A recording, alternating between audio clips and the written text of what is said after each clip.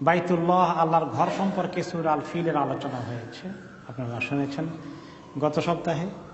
এই কোরাইশের এই সূরার ভিতরেও বাইতুল্লাহ, এই পবিত্র ঘর, পবিত্র নগরী সম্পর্কে কথাবার্তা আছে। সেই জন্য অনেকেই এটাকে একই সূরা মনে করেছেন, কিন্তু মেজরিটি ওলামায়ে কেরাম মনে করেছেন আলাদা সূরা। কারণ সূরা আলাদা হওয়ার জন্য আগে বিসমিল্লাহ লিখে দিয়েই এটাই দলিল প্রমাণ, সাহাবাদের সময় থেকেই এটা একটি আলাদা সূরা। যদিও অর্থের মিল আছে, মিল থাকলেও এটা এক সূরা হওয়া নেসেসারি না, দুই সূরা হওয়ার কথাটাই অধিকতর যুক্তিসঙ্গত, এবং এই জন্যই সেটা অধিকাংশ মুফাসসির গ্রহণ করেছেন। আমাদের মনে আছে যে সূরা ফিলে আমরা তাফসীর শুনেছি, আল্লাহ তাআলা এই হাতিওয়ালাদের সঙ্গে কি ব্যবহার করলেন, কি প্রতিশোধ নিলেন, আল্লাহর ঘরের ইজ্জতকে কিভাবে রক্ষা করলেন। অ্যালাউ করলেন না হস্তি বাহিনীকে এই ঘরকে নিঃশেষ করে দিতে, ধ্বংস করতে, উল্টো তারা ধ্বংস হয়ে গেল। এমন জিনিস দিয়ে ধ্বংস হলো, তারা নিয়ে আসলো হাতি, এত বিশাল হাতি। আল্লাহ তাআলা নিয়ে আসলেন কি? পাখি, তায়রান আবাবিল। এই দুটোর মধ্যে তুলনা করলে তো মনে হয় যেন পাখি তো কিছু না, এত যখন ছোট পাখি, কবুতরের থেকেও ছোট। এত ছোট পাখি আল্লাহর বাহিনী, আর তারা নিয়ে আসলো হাতির বাহিনী। আল্লাহ তাআলা কুদরতের ক্ষমতা পৃথিবীর মানুষ দেখল। ওই তো আব্রাহার বাহিনী শেষ হয়ে গেল, চলে গেল। কিন্তু আব্রাহার বাহিনীকে আল্লাহ তাআলা যাদের সামনে পরাজিত করে ধ্বংস করে দিলেন, সে কুরাইশ বংশের লোকদের কাছে যখন আল্লাহ তাআলার মেসেজ আসলো, এরা দেখি আল্লাহ তাআলার মেসেজ কবুল করে না। তারা দেখলো যে সরাসরি আল্লাহ তাআলার সাহায্য নাজিল হয়ে গেছে, এবং শুধু আব্রাহার বাহিনীকে ধ্বংস করা নয়, আল্লাহ তাআলা কুরাইশ জাতিকে, এই ঘরের যারা রক্ষণাবেক্ষণ করেছে তাদেরকে আল্লাহ তাআলা কি পরিমাণ মর্যাদা দান করেছেন এই ঘরের কারণে। তাদেরকে পৃথিবীর অন্যান্য জাতির উপরে, বিশেষ করে আরব দেশে বহু গোত্র, উপগোত্র, বিভিন্ন কবিলা ছিল।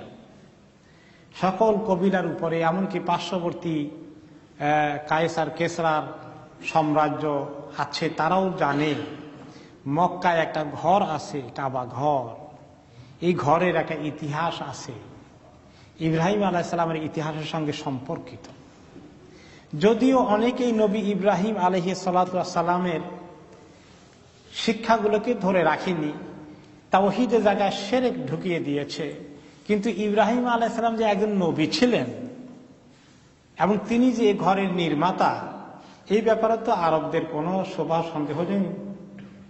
ওনার শিক্ষাকে নষ্ট করে ফেলেছে ঠিকই, কিন্তু ওনার দিকে তারা তখনও গর্ব ভরে নিজেদেরকে তারা বংশের দাবি করে। কুরাইশ বংশের লোকেরা বলতো, আমরা নবী ইব্রাহিমের উত্তরসূরি, তার বংশধর। আর অপরদিকে আল্লাহর ঘরের সাদানা, আল্লাহর ঘরের রক্ষক, কেয়ারটেকার। এই দুটো দিয়ে তারা খুব নিজেদেরকে শান শওকত মর্যাদাওয়ালা মনে করত কুরাইশ। জাহেলি জমানায় যখন হজ করতে যেত, সব মানুষ আরাফাতে যাবে, তারা মুজদালিফার ভিতরেই থাকে, আর বাইরে যায় না। আমরা শরীফ বংশের লোক, কুরাইশ বংশের লোক আরাফাতে কেমনে যায়? ওখানে নন কুরাইশরা যাবে, আমাদেরকে একটা শান আছে, আমরা হারামের ভিতর থেকে বাইরে হওয়া ঠিক না, এরকম তত্ত্ব বানিয়ে নিয়েছে। তাহলে গর্ব করা অনেক এরকম পাওয়া যায়, মুসলমানদের ভিতরে এখনো পাওয়া যায়। পূর্বপুরুষ একসময় বড় মুবাল্লিগ ছিলেন, দ্বীনের জন্য জান কোরবান করে দিয়েছেন, উত্তরসূরিরা বসে বসে সেটা বিক্রি করে কি মজার হাদিয়া খায়। বংশানুক্রমে গদিনিশীল হয়ে বসে বসে ওই বাবার এত কোরবানি, দাদার কোরবানিকে বিক্রি করে। আজমিরে গেলে খাজা বাবার সেই নাতি নাতিন থেকে শুরু করে কত কত বংশ পার হয়ে গেছে, খাজা বাবাকে বিক্রি করে করে খায়। তো এই একই অবস্থা দেখেন, ইব্রাহিম আলাইহিস সালাম কোরাইশদের প্রতি যাওয়া লাগবে না, আমাদের বাড়ির কাছেই খবর আছে, দলিল প্রমাণ আছে যে কিভাবে বাপ দাদাকে বিক্রি করে। তো আল্লাহ তাআলা এগুলো স্মরণ করিয়ে দিচ্ছেন যে তোমাদেরকে ওই নবী ইব্রাহিমের বংশ এবং এই কোরাইশ বংশ আল্লাহর রক্ষণাবেক্ষণের দায়িত্ব দিয়ে তোমাদেরকে যে শান শৌকত দিয়েছি, পৃথিবীর মানুষের কাছে তোমাদের মর্যাদা দিয়েছি, এটা কত বড় নিয়ামত তোমরা সে একটু স্মরণ করো। লিইলাফি কুরাইশিন, এই কোরাইশ বংশের এই মক্কায় ঘরের এখানে একসঙ্গে থাকা, অবস্থান করা, আর ইলাফিহিম রিহলাতা শিতাই ওয়াস সাইফ, এই মক্কার স্থানে তারা নিরাপত্তার সাথে থাকে, আবার তারা যখন সফর করে তখন তারা নিরাপত্তার সাথে সফর করতে পারে শীতকালে গ্রীষ্মকালে। লিইলাফি কুরাইশিন, কুরাইশরা যে এই মক্কা শহরে তারা যে জমায়েত হয়ে নিজেদের এলাকায় সম্মানের সাথে বসবাস করছে, দুনিয়ার মানুষের সম্মান পাচ্ছে, সেই কথাটা আগে বললেন। তারপরে তাদের সফরে গেলে সেখানে সম্মান পায়, সেখানে নিরাপত্তা পায়, এটা বললেন। কোরাইশ কারা? আমাদের দেশে মাঝে মধ্যে নাম এসেছে কোরাইশই আছে, কেউ কেউ হয়তো বা সহি থাকতে পারে, সবাইকে আমরা এরকম নকল মনে করা ঠিক না। নকলের মধ্যে কিছু আসলও আছে, কিন্তু আসল আর নকল মিলে এমন মিক্স আপ হয়ে গেছে, এখন আসলটা দেখলেও তো সন্দেহ হয় নাকি। কোরাইশ বংশের পরিচয় ইমাম কুরতুবী বলেন, আম্মা কোরাইশ ফাহুম বনু নদর ইবনে কিনানা, কোরাইশদের পূর্বপুরুষের সর্বশেষ হচ্ছে বনু নদর, তার পিতা হলো কিনানা, তার পিতা খোজাইমা, তার পিতা মুদরিকা, তার পিতা ইলিয়াস, তার পিতা মুদর। একটা বড় ব্রাঞ্চ উপরে উঠতে উঠতে একদম ইসমাইল আলাইহিস সালাম থেকে ইব্রাহিম আলাইহিস সালাম,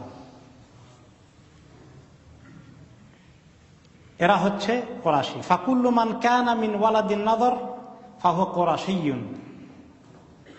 এখন এই কেনানার যিনি ছিলেন নদারের পিতা, এই কেনানার ছেলে হলেন নদর। নদরের আরেক নাম হচ্ছে কোরাশি, সেখান থেকেই কোরাশি বা কোরাইশি এই শব্দটা এসেছে।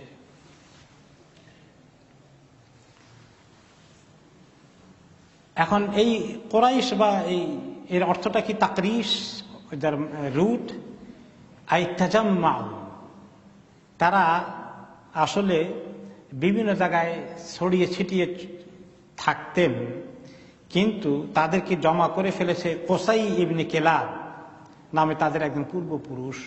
তিনি সবাইকে ডেকে বললেন, আমাদের বংশটা চতুর্দিকে বিভিন্ন জায়গায় ছড়িয়ে ছিটিয়ে আছে, চলো আমরা এক জায়গায় একটা সমাজ গঠন করে একসঙ্গে থাকি। কোসাই নবী করিম সাল্লাল্লাহু আলাইহি ওয়াসাল্লাম অন্যতম পিতামহ, সে তার জমানায় কোরাইশের সবাইকে জমা করে, সেখান থেকেই এর নাম কোরাইশি হয়। কোরাশ মানে জমা করা, এই একটা অর্থ অনেকেই বলেছেন। একটা হাদিসে পাওয়া যায় নবী করিম সাল্লাল্লাহু আলাইহি ওয়াসাল্লাম এই বংশের দিকে একটু ইঙ্গিত করে বলেছেন। ক্বালা নবী সাল্লাল্লাহু আলাইহি ওয়াসাল্লাম, ইন্নাল্লাহা আস্তাফা কিনানাতা মিন ওয়ালাদি ইসমাঈল।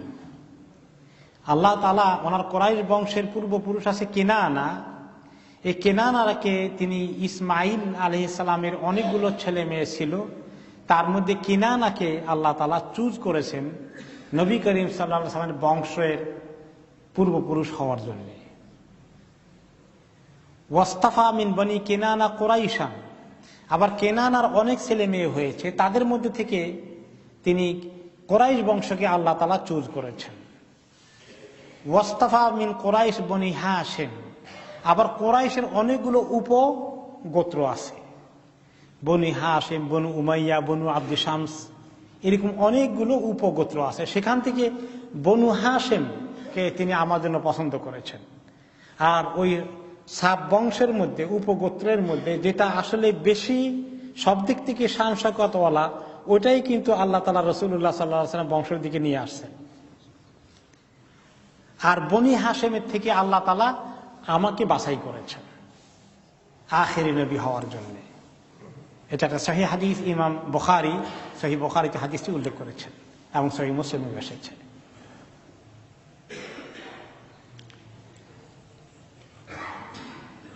এরপরে এই হলো তাদের মক্কায় থাকার যে তাদের নিরাপত্তা আছে সেই কথাটা, এবং কিভাবে কোরাইশরা এখানে এই শান শওকত পেল, তাদের বংশের কিছু গুরুত্ব মর্যাদা দিয়ে আল্লাহ তাআলা প্রথম আয়াত শেষ করলেন। এরপরে দ্বিতীয় আয়াত, ইলাফিহিম রিহলাতাশ শিতাই ওয়াস সাইফ, যে তারা নিরাপত্তার সাথে যাতায়াত করত দুটো জার্নি, একটা শীতকালের জার্নি আর একটা সাইফ গরমকালের জার্নি।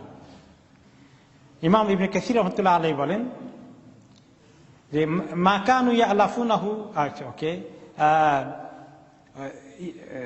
তারা আল মুরাদ বিযালিকা মা কানু ইয়ালাফুনাহু মিনার রিহলাতি ফি শিতাই ওয়াল ইয়ামান, ফি শিতাই ইলাল ইয়ামান, শীতকালে তারা ইয়ামানে যেতেন সফর করতে ব্যবসা বাণিজ্যের, অফিস সাইফি ইলা শাম ফিল মাতাজির ওয়া গায়রি যালিক, আর গরমকালে সিরিয়া দেশে যেতেন ব্যবসা বাণিজ্যের মাল সামান আনার জন্য। সুম্মা ইয়ারজাউনা ইলা বালাদিহিম আমিনিনা ফি আসফারিহিম, এই দুই দেশে আসা যাওয়া করতেন কোরাইশ বংশের লোকেরা কাফেলা নিয়ে মক্কা আরব দেশে। তখন কাফেলার যাত্রীরা কিন্তু প্রায় নিরাপদ থাকতো না, কাফেলার যাত্রীদেরকে অযথা কি বলে হঠাৎ করে অতর্কিত হামলা করত দস্যুরা, প্রায় তাদেরকে নিঃস্ব করে দিত, তাদেরকে হত্যা করে ফেলত, সব কেড়ে নিয়ে যেত। এরকম ডাকাতি বহু হতো মক্কা বা আরব দেশের এই মরুভূমির পথ পাড়ি দিতে গিয়ে জীবন হারিয়ে গেছে চিরদিনের জন্য, বহু ঘটনা আছে। কিন্তু কোরাইশদের পরিচয় পেলে তাদেরকে প্রায় ডাকাতরাও সমীহ করত, ডাকাতরাও অনেক সময় তাদের গায়ে হাত দিত না। সুম্মা ইয়ারজাউনা ইলা বালাদিহিম আমিনিনা ফি আসফারিহিম, তাদের সফরের তারা ফেরত আসতো অত্যন্ত নিরাপত্তা সহকারে। লিআযামাতিহিম ইনদান নাস লিকাউনিহিম সুকানু হারামিল্লাহ, মানুষ পরিচয় পেলেই তাদেরকে সম্মান করতে, যে তারা আল্লাহর ঘরের প্রতিবেশী এবং আল্লাহর ঘরের তারা কেয়ারটেকার। ফামান আরাফাহুম ইহতারামাহুম ওয়া মান সারা মাহুম আমিনা বিহিম, তাদের পরিচয় পেলেই লোকেরা সম্মান করত। এমনকি তাদের সঙ্গে যারা নিরাপত্তা যেন ওদের ভিতরে ঢুকে ওদের দলে ঢুকতো, তারাও নিরাপত্তা পেয়ে যেত, কোরাইশ না হলেও ওদের সঙ্গে থাকার কারণে অন্য মানুষের নিরাপত্তা পেয়ে যেত। ওয়া হাযা হালুহুম ফি আসফারিহিম ওয়া রিহলাতুহুম ফি শিতাইহিম ওয়া সাইফিহিম, তাদের এই সফরের হালাতে শীতকাল গরমকালের ইয়ামানে এবং সিরিয়ার এই নিরাপত্তা তারা পেতই। ওয়া আম্মা ফি হালি ইকামাতিহিম ফিল বালাদ, আর যখন তারা মক্কা শহরে বসবাস করত, মক্কাই থাকতো, তারা যে কত নিরাপত্তা পেয়েছে আল্লাহ তাআলার পক্ষ থেকে, সেই কথা অন্য আয়াতে আল্লাহ তাআলা বলেছেন। আওয়ালাম ইয়ারাউ আন্না জাআলনা হারামান আমিনাও ওয়া ইউতাখাত্তাফুন নাসু মিন হাওলিহিম, তারা কি দেখে না আমি তাদের জন্য কেমন একটা নিরাপদ হারাম বানিয়ে দিয়েছি। হারাম নিরাপদ, এখানে কেউ কাউকে আঘাত করে না, এখানে কেউ কাউকে হত্যা করে না, এখানে কেউ কাউকে কষ্ট দিতে চায় না, সবাই ভয় করে আল্লাহ তাআলাকে। হারামান আমিনা, জাহেলি জমানাতেও তারা এখানে এগুলো করতো না, জাহেলি জমানাতে করতো না, এখন আখিরি জমানাতে করে বসে মাঝে মধ্যে। এই যে দেখি গত কিছুদিন আগে যখন আমি উমরা গিয়েছিলাম, এক ভাই আমাদের সঙ্গে ছিলেন সফরের সঙ্গী, বেচারা ওযু করতে গিয়েছে, তার টাকা পাসপোর্ট সব রেখে ওযু করতে করতে চট করে গায়েব হয়ে গেছে। পকেট মাররা আমাদের অঞ্চল থেকে ইন্ডোপাক সাবকন্টিনেন্ট থেকে পাকা হস্তের পকেট মাররা যায়, খুব কায়দা করে অপারেশন করে কাম সেরে চলে আসে। এই কিছুদিন আগে কোন একটা বাংলা পত্রিকায় একটা খবর কেউ পড়েছেন? কিছুদিন আগে বাংলা পত্রিকা খবর এসেছে যে বাংলাদেশ থেকে হজের মৌসুমে কিভাবে পকেট মারকে হাজি হিসাবে পাঠানো হয়, টিভিতেও দেখিয়েছে, আপনি পত্রিকা আমি নিজে পড়েছি। পাকিস্তান থেকেও যায়, পাকিস্তানি গুলা বাংলাদেশের থেকে আরো বেশি এক্সপার্ট। এরকম কিছু জালিয়াতি করে, আহারে যেই ঘরে কষ্ট দেওয়া, এরকম একজনের যে সব নিঃস্ব হয়ে যায়, হাজার হাজার রিয়াল পাউন্ড ডলার এগুলো নিয়ে যায়, কিরকম কষ্ট লাগে বলেন তো। যেখানে আল্লাহ তাআলা এত নিরাপদ বানিয়েছেন যে ওইখানে কোনো কবুতর বসে এই কিছু খাচ্ছে, তাকে তাড়া করে খামাখা কষ্ট দিও না। বাসা বেঁধেছে, ডিম পারতেছে বা কিছু করতে, সেখান থেকে তাকে তাড়িয়ে দিও না। কোন জানোয়ার যেটা মানুষের ক্ষতি করে না, সাপ বিচ্ছু এগুলা ছাড়া কারো জীবন হরণ করা যাবে না। খাওয়ার জন্য অবশ্য জবাই করতে হবে, সেটা অন্য বিষয়। এইভাবে মানুষকে সেখানে জালিয়াতি করা, নিরাপত্তা না দেওয়া, বড় কত বড় যে ক্রিমিনাল হতে পারে লোকগুলো, মুসলমান নামধারী। ওখানে কোনো কাফের গিয়ে তো এই কাজ করার প্রশ্নই আসে না, কারণ তারা ঢুকতেই চান্স পাবে না। যাই হোক, তাদেরকে আল্লাহ তাআলা বলেন যে আওয়ালাম ইয়ারাউ আন্না জাআলনা হারামান আমিনা, তারা কি দেখে না কুরাইশ বংশের লোকেরা, আমি তাদের জন্য নিরাপদ হারাম দান করেছি, যেখানে নিরাপত্তা রয়েছে। ওয়ায়ুতাখাত্তাফুন নাসু মিন হাওলিহিম, আর সমস্ত মানুষ তাদের পাশ থেকে কত রকমের ডাকাতি এবং অপহরণের শিকার হয়ে যায়। মানুষ তাদের আশেপাশে, মক্কার আশেপাশের জনপদে অপহরণ ঘটে, ডাকাতি ঘটে, রাহাজানি ঘটে, জীবনের নিরাপত্তা, মালের নিরাপত্তা সব শেষ হয়ে যায়। অথচ মক্কা শহরে এগুলো হয় না, সে জাহেলি জামানার কথা। আল্লাহ তাআলার পক্ষ থেকে আল্লাহ তাআলা প্রোটেকশন দেন। এখনো অনেক প্রোটেকশন আছে, যদিও মালের প্রোটেকশন না থাকলেও জানের প্রোটেকশন অনেকটা আছে অবশ্য, আলহামদুলিল্লাহ। এমনকি আল্লাহ তাআলা অন্য আয়াতে বলেছেন, ওয়ামান দাখালাহু কানা আমিনা, যে ব্যক্তি এই মক্কা শহরে প্রবেশ করে সে নিরাপদ হয়ে গেল। ইমাম কুরতুবী রাহমাতুল্লাহ আলাইহি বলেন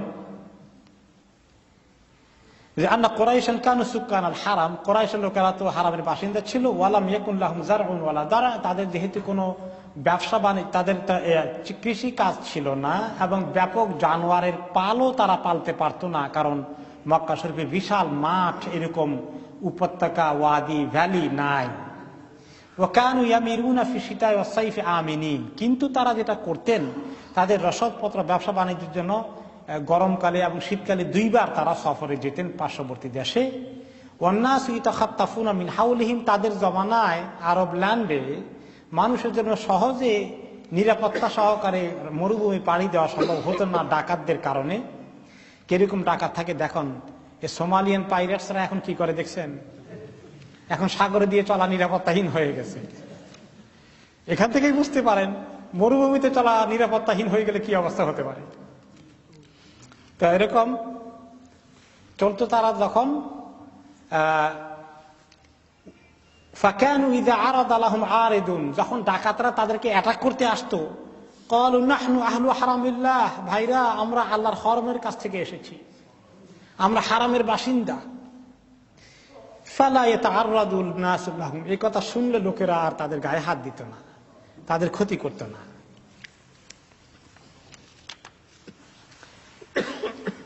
ইমাম কুরতুবী রাহমাতুল্লাহ আলাইহি বলেন যে আরবদের, এই কুরাইশদের একটা বৈশিষ্ট্য ছিল যে তারা যখন ব্যবসা করতে যেত, ব্যবসায়ী তো ব্যবসা করে, কিন্তু যারা সবাই তো ব্যবসায়ী না, বাকিরা কি করে? তো কুরাইশদের একটা নীতি ছিল কি, ফামা রাবিহাল গানিয়্যু কাসামাহু বাইনাহু ওয়া বাইনাল ফাকির হাত্তা সারা ফাকিরুহুম কা গানিয়্যিহিম, ধনীরাও ব্যবসা বাণিজ্য করে লাভ করে শুধু নিজেরাই পকেট পুরতো না, তারা তাদের আত্মীয় স্বজন গরিব গরাবাদেরকেও কিছু শেয়ার করত। এমনকি ধনীদের সম্পদের থেকে পেতে পেতে গরিবরাও অনেক সময় ধনী হয়ে যেত। ফাজাল ইসলাম ওয়াহুম আলা হাদা, এই জন্য ইসলাম যখন কুরাইশদের কাছে নবী মুহাম্মদ সাল্লাল্লাহু আলাইহি ওয়াসাল্লাম যখন আসেন, তখন কুরাইশদের মধ্যে গরিব কিন্তু খুব কমই পাওয়া যেত। প্রায় সবাই মোটামুটি সলভেন্ট আছে, স্বাবলম্বী আছে। এটা একটা ভালো গুণ ছিল কুরাইশদের। ফালাম ইয়াকুন ফিল আরবি বনু আবিন আকসারা মালান ওয়ালা আ'আজ্জু মিন কুরাইশ, এই জন্য আরবদের মধ্যে এরকম কমই পাওয়া যেত যে পুরো সোসাইটি, পুরো সমাজ মোটামুটি অবস্থা সম্পন্ন আছে, এরকম আর কোনো কবিলার মধ্যে, গোত্রের মধ্যে পাওয়া যেত না, কুরাইশদের মধ্যে পাওয়া যেত। ব্যবসা বাণিজ্য তাদেরকে এই খায়ের বরকত দিত, যেহেতু তারা একটা ভালো কাজ করেছে যে তাদের সম্পদের মধ্যে অফি আমওয়ালিকুম হাক্কুল লিসাইলি ওয়াল মাহরুম, তাদের সম্পদ থেকে গরিবদেরকে তারা হক দিত ভালো করে। এখান থেকে আমরা একটা জিনিস শিখতে পারি, আমাদের সমাজের ব্যবসায়ীরা যদি, যারা ভালো পয়সাওয়ালা হয়ে গেছে, মিলিয়নিয়ার হয়ে গেছেন, কোটিপতি হয়ে গেছেন। তাদের যদি দান খয়রাতের হারটা একটু লম্বা হতো তাহলে আমাদের দেশের এত দারিদ্রতা থাকতো না। এটা আল্লাহ তাআলার ফয়সালা। যেখানে লোকেরা দরাজের সাথে, জেনারেসিটির সাথে দান করে, সেই সমাজে আল্লাহ তাআলা দারিদ্রতা রাখেন না। আর যে সমাজে দান করার অভ্যাস কম, ওই সমাজে দারিদ্রতা বেড়ে যায়। তো কাজে আমাদের যারা একটু পয়সাওয়ালা আছেন, মেহরবানি করে একটু হাতটা লম্বা করে ফেলি আমরা, তাহলে আমাদের দেশের দারিদ্রতা অনেক কমে যাবে ইনশাআল্লাহ। এরপরে এই অবস্থা চলতে চলতে এখন তারা ব্যবসা বাণিজ্য করে, কি নিরাপদ সাথে নিজের শহরে আছে, সম্মান আছে, পজিশন আছে, নিরাপত্তা আছে, আর কি চাও? যে আল্লাহ তোমাদেরকে এগুলো দান করেছেন। তারপরে আরেকটা কি দিয়েছেন, ফালিয়াবুদু রাব্ব হাযাল বাইত আল্লাযী আত'আমাহুম মিন জু' ওয়া আমানাহুম মিন খাউফ। কয়েকটা জিনিসের বিশাল ইহসান আল্লাহ তাআলা এই কুরাইশদেরকে করেছেন। তাহলে এই আরবের লোকেরা, এই কুরাইশের লোকেরা এই ঘরের রবের ইবাদত করুক।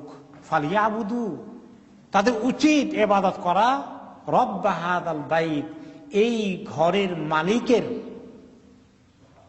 এই ঘরের মালিকের ইবাদত করা তাদের দায়িত্ব হয়ে পড়ে। তা আল্লাহ তাআলা তাদেরকে কি দিলেন, কেন ইহসান করেছেন? দুনিয়ার মানুষের থেকে, সমস্ত মানুষের থেকে ভেরি স্পেশাল কয়েকটা জিনিসের সৌভাগ্যের অধিকারী আল্লাহ তাআলা তাদেরকে করে দিয়েছেন। এক নম্বরে রব্ব হাযাল বাইত, এই ঘর। এই ঘর কোন জায়গায়? মক্কায়, তাদের শহরে। এবং শহরটাকে আল্লাহ তাআলা বলেছেন ও হাযাল বালাদুল আমিন। শুধু মক্কার ঘর নয়, এই শহরকেই আল্লাহ তাআলা নিরাপত্তার শহর বানিয়ে দিয়েছেন। তো এই ঘর থাকার কারণে শহর নিরাপদ হয়েছে। এবং এই শহর কারণে যখন এই ঘরের কারণে শহর নিরাপদ হয়ে গেছে, তো এই ঘরের কারণে সারা দুনিয়ার মানুষ তাদের কাছে আছে। এবং একটু আগে সূরা ফিল আবরাহা এই ঘরকে চ্যালেঞ্জ করলো, আরেকটা ঘর বানাইতে চাইলো, এই ঘরকে উঠিয়ে দিয়ে ধ্বংস করে দিবে, ওই ঘরের মুখী করবে লোকদেরকে। কিন্তু সেই ষড়যন্ত্র কামিয়াব হয়নি। এত বড় মর্যাদার অধিকারী আল্লাহ তাআলা কুরাইশদেরকে বানিয়েছিলেন, সে কথা মনে করিয়ে দিচ্ছেন যে এই ঘর নিয়ে তোমরা আজকে গর্বিত। তোমাদের ঘরটা কে দিয়েছেন? আল্লাহ তাআলা দিয়েছেন।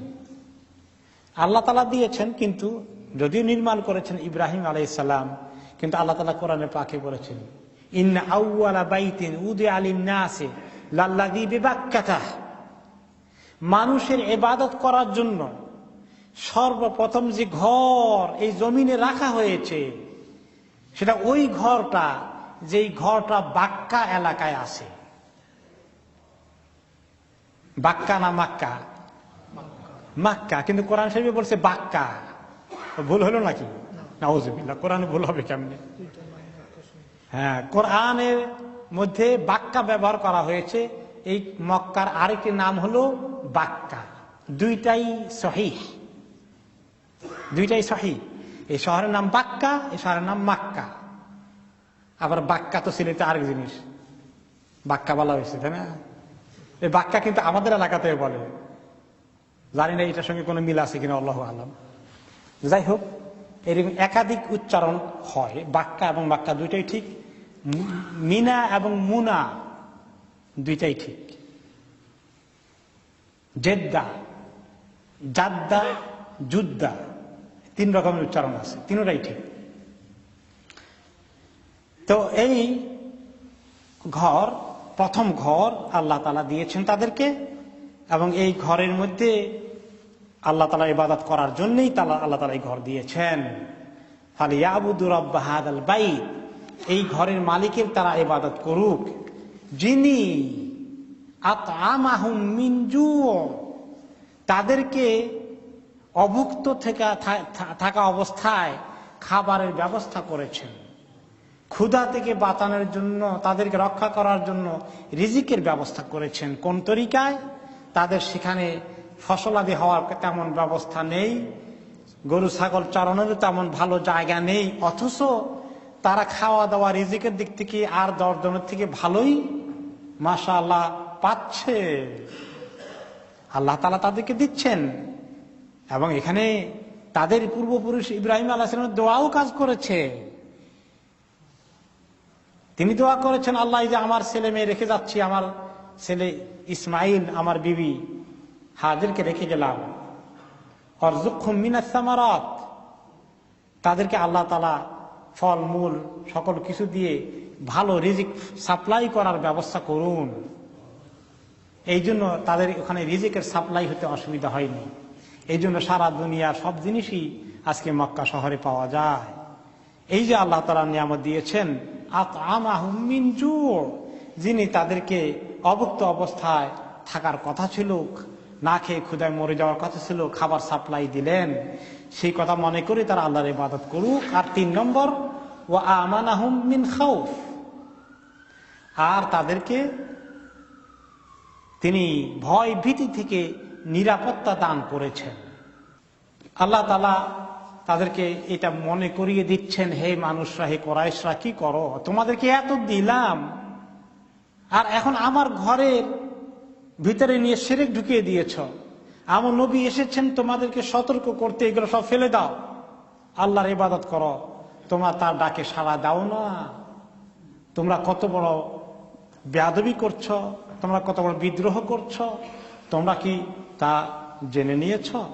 এবং আল্লাহ তাআলা অন্য আয়াতে বলেছেন, দরাবাল্লাহু মাসালান ক্বরিয়াতান কানাত আমিনাতান মুতমাইন্নাতান ইয়াতিহা রিজকুহা রাগাদাম মিন কুল্লি মাকানিন فكفرت بأنعم الله فأذاقها الله لباس الجوع والخوف بما كانوا يصنعون। অন্য আয়াতে আল্লাহ তাআলা শুনিয়ে দিয়েছিলেন মক্কার কুরাইশদেরকে, আল্লাহ তাআলা মিসাল দিয়েছেন, এক্সাম্পল দিয়েছেন এমন একটি জনপদ, গ্রাম বা শহরের কথা, যে এলাকার বাসিন্দারা অত্যন্ত শান্তি সুখে জীবন যাপন করত। তাদের কাছে রিজিক এসেছে খুব সহজেই, সকল জায়গা থেকে তাদের কাছে রিজিক সাপ্লাই দেওয়ার ব্যবস্থা আছে, আর তাদেরকে আল্লাহ তাআলা নিরাপত্তা দান করেছেন। কানাত আমিনাতান, তারা নিরাপত্তাও পেয়েছিল। এত কিছু আল্লাহ তাআলা নিরাপত্তা রিজিক পেয়ে ফাকাফারাত বিআনউমিল্লাহ, আল্লাহ তাআলার নিয়ামতের ব্যাপারে তারা কুফরি শুরু করে দিল, স্বীকারই করে না যে আল্লাহ তাআলা দিয়েছেন। এখন আল্লাহ তাআলা তাদেরকে শাস্তি দেওয়ার জন্য নিয়ামত উঠিয়ে নিলেন। ফাআযাকাহাল্লাহু লিবাসাল জু'i ওয়াল খাউফ, আল্লাহ তাআলা তাদেরকে পরিয়ে দিলেন ভয়ের পোশাক আর অভাবের পোশাক। বিমা কানু ইয়াসনাউন, যা কিছু তারা করলো তাদের অপকর্মের শাস্তি হিসাবে দেশ থেকে নিরাপত্তা উঠিয়ে নিলেন, তাদেরকে অভাব অনটনে ফেলে দিলেন। এ তো কোরাইশদের কথায়, কিন্তু এখানে শুধু কোরাইশদের কথা বলা হয়নি। যে কোনো জনপদের লোকেরা যখন শান্তি সুখে থাকে, আল্লাহ তাআলা নাফরমানি শুরু করে দেয়, ইবাদত করে না, তখন কিন্তু সেই দেশকে আল্লাহ তাআলা আযাব দেন। আমাদের দেশের অবস্থা কি? এখন থেকে 10 বছর পিছনে যান, 20 বছর পিছনে যান, 50 বছর পিছনে যান, যত আগের দিকে যাই তত নিরাপদ ছিল আমাদের দেশ। কথা কি ঠিক?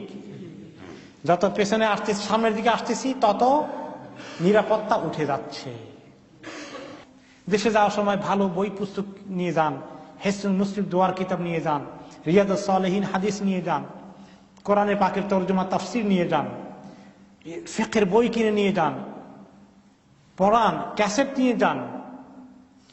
এই যে পিস টিভির ক্যাসেট আছে, তাহলে আমাদের তাফসীর এবং অন্যান্য তাফসীর যেগুলো ভালো ভালো প্রোগ্রাম আছে, হজ তালিম, এগুলো নিয়ে যান।